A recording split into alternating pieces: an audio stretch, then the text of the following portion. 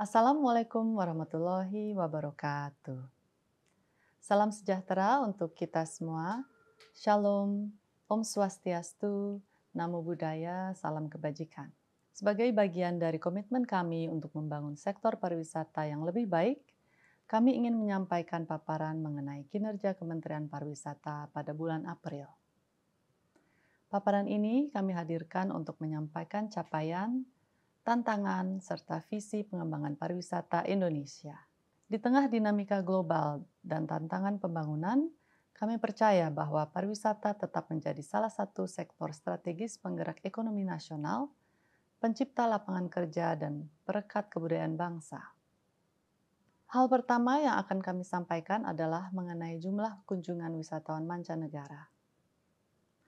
Berdasarkan data dari Badan Pusat Statistik, Indonesia mencatatkan jumlah kunjungan wisatawan mancanegara yang signifikan pada periode Januari-Februari 2025 sebesar 1,89 juta kunjungan. Apabila dibandingkan dengan periode yang sama pada tahun sebelumnya, terdapat peningkatan sebesar 13% dari 1,67 juta kunjungan. Kami optimis bahwa target jumlah kunjungan wisatawan mancanegara dapat tercapai dengan berbagai upaya yang kami lakukan, dan tentunya kolaborasi yang erat dengan berbagai sektor dan pemangku kepentingan. Selanjutnya, Wakil Menteri Pariwisata Ibu Niluh Puspa akan menyampaikan laporan Lebaran 2025. Terima kasih Bu Menteri. Berdasarkan data dari Kementerian Perhubungan, periode libur Lebaran tahun ini yang jatuh pada tanggal 22 Maret hingga 11 April mencatatkan 154,62 juta perjalanan.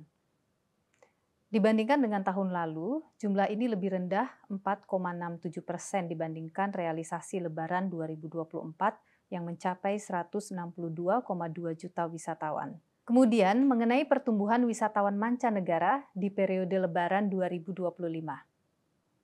Wisatawan mancanegara semakin menjadi kunci untuk menjaga resiliensi pariwisata. Meskipun bukan menjadi target utama dalam periode Lebaran, jumlah kunjungan wisatawan mancanegara pada periode H-8 hingga hari H Lebaran 2025 menunjukkan peningkatan kunjungan sebesar 3,10% dibandingkan periode Lebaran tahun lalu. Dari segi jumlah, data dari Kementerian Imigrasi dan Pemasyarakatan mencatat bahwa terdapat 260.000 kunjungan wisatawan mancanegara selama Lebaran 2025. Selanjutnya, kembali ke Ibu Menteri untuk penjelasan mengenai program Kementerian Pariwisata. Terima kasih Bu Wamen.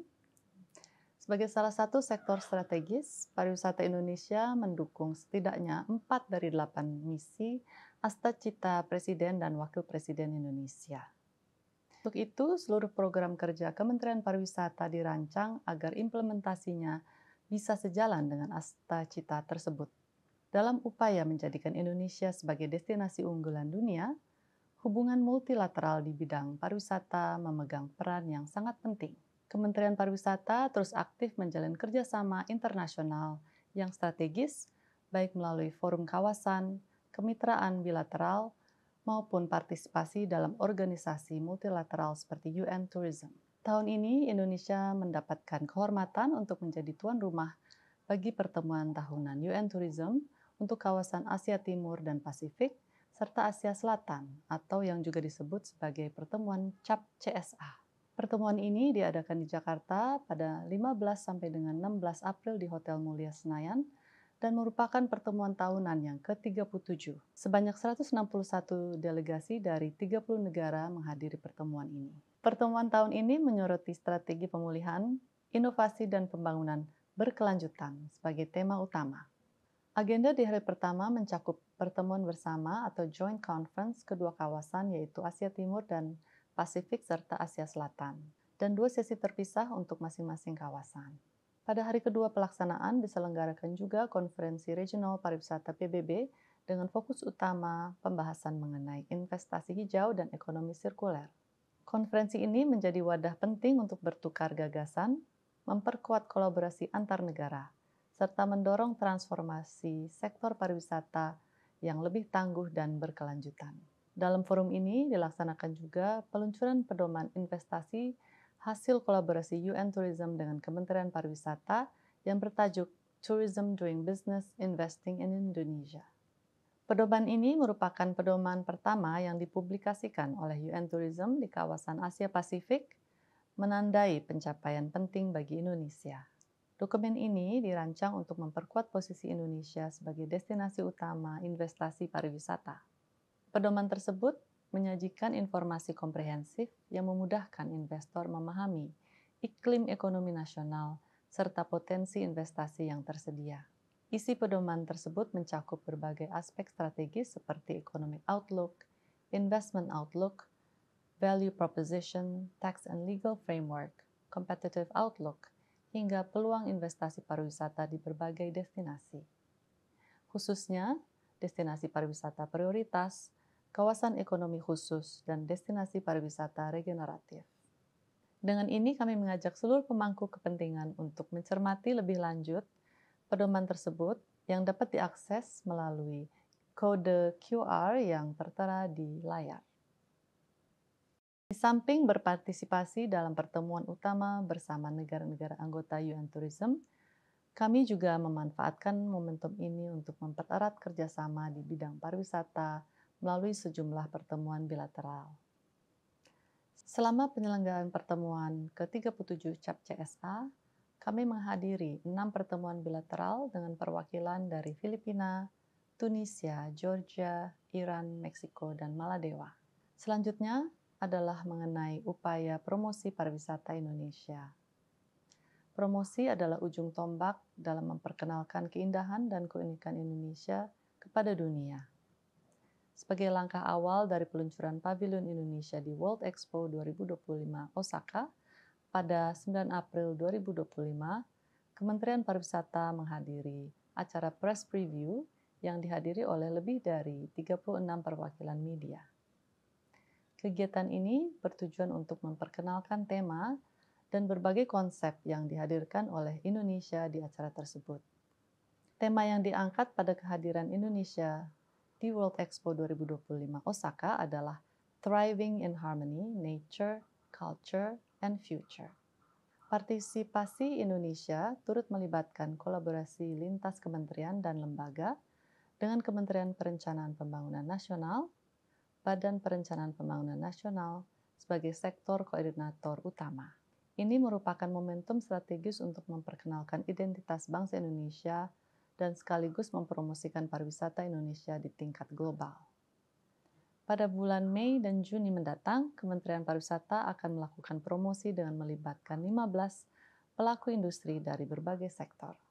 Mulai dari resort, spa holistik, hingga narasumber ahli pariwisata akan terlibat dalam product rolling exhibition, business matching session, dan business forum yang berfokus pada health and wellness tourism. Selain promosi pariwisata, sorotan utama lainnya adalah pameran Wastra Nusantara di lantai pameran khusus yang bertema Traditional Textiles Sailing Through Colors. Pameran ini menampilkan keindahan kain tradisional Indonesia sebagai wujud kekayaan budaya dan identitas bangsa dan dapat dinikmati oleh para pengunjung. Penyelenggaraan World Expo 2025 Osaka akan berlangsung selama 6 bulan ke depan, dan Kementerian Pariwisata berkomitmen dalam mendukung penuh partisipasi Indonesia di rangkaian acara tersebut. Informasi mengenai berbagai rangkaian kegiatan menarik yang kami persiapkan bagi pengunjung Pavilion Indonesia dapat diakses melalui kode QR yang tertera di layar. Selanjutnya, Ibu Wakil Menteri akan menyampaikan capaian terbaru dari salah satu program unggulan kami, yaitu Gerakan Wisata Bersih atau GWB. Silakan Ibu. Baik, terima kasih Bu Menteri. Untuk memperkuat citra pariwisata Indonesia sebagai destinasi yang nyaman, bersih, dan terawat, dibutuhkan upaya untuk mendorong dan memastikan kebersihan serta ketersediaan amenitas utama di berbagai destinasi wisata. Program ini merupakan salah satu bentuk upaya Kementerian Pariwisata untuk mendorong skor Travel and Tourism Development Index pada kategori Health and Hygiene yang saat ini berada di bawah rata-rata Asia Pasifik. Kementerian Pariwisata mengadakan rangkaian acara Gerakan Wisata Bersih yang ketiga dari total 16 rangkaian acara pada 12 April 2025 di Labuan Bajo. Kegiatan ini dilaksanakan di 2 kawasan, yakni di Marina Waterfront dan Pantai Pede. Rangkaian acara gerakan wisata bersih di Labuan Bajo berhasil membersihkan dan mengumpulkan 1,1 ton sampah dengan partisipasi 1.906 peserta. Adapun peserta tersebut mewakili jajaran Kementerian Pariwisata, pemerintah Kabupaten Manggarai Barat, mitra strategis Kementerian Pariwisata seperti ITDC, Red Doors, Goto Impact, dan komunitas lokal. Sebagai tindak lanjut dari kegiatan gerakan wisata bersih, pemerintah Kabupaten Manggarai Barat berencana mengeluarkan kebijakan pelarangan penggunaan botol plastik air minum kemasan guna menjaga kebersihan dan keberlanjutan lingkungan. Pada 24 hingga 25 April 2025, kami juga baru saja melaksanakan rangkaian acara gerakan wisata bersih di 2 destinasi unggulan di Lombok, yaitu Pantai Kuta Mandalika dan Pantai Gili Air. Saat ini kami tengah mentabulasi jumlah sampah yang terkumpul dari rangkaian acara tersebut dan hasilnya akan kami sampaikan dalam laporan selanjutnya. Pencapaian lainnya yang dapat kami sampaikan adalah pada 13 Maret lalu kami juga menyampaikan hasil dan capaian proyek Integrated Tourism Development yang telah selesai implementasinya pada Desember tahun lalu. Proyek ini terlaksana berkat kerjasama antara Indonesia dan Bank Dunia yang mana Indonesia diwakili oleh Bappenas, Kementerian Pekerjaan Umum, Kementerian Investasi dan Hilirisasi, dan Kementerian Pariwisata.